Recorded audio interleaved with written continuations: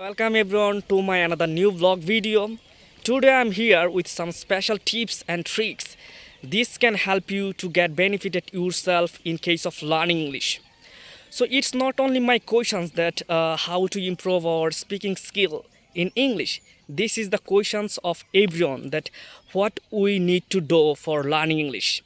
If you really have tendency to be very expert in learning English, first of all you need to have some friends who are very sophisticated or who have really tendency like you to be very expert in learning English, and you have to make an environment means where many individual can speak in English very well. You have to find out some people who are trying or who have been struggling to improve themselves in speaking English since a specific time.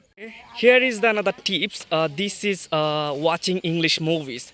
Watching English movie can help you to improve your pronunciation, and it can also help you to speak in front of the public place, and it can also increase your confidence level. As you know that confidence is very significant or crucial to be proficient in English. So if you don't have confidence, I think you won't be able to speak in front of the people. And if you don't know this, I think many individual won't be able that you know how to speak in English very well. So always try to speak in front of the public place. So at the first time, whenever you started to learn English, you don't need to rectify your mistake.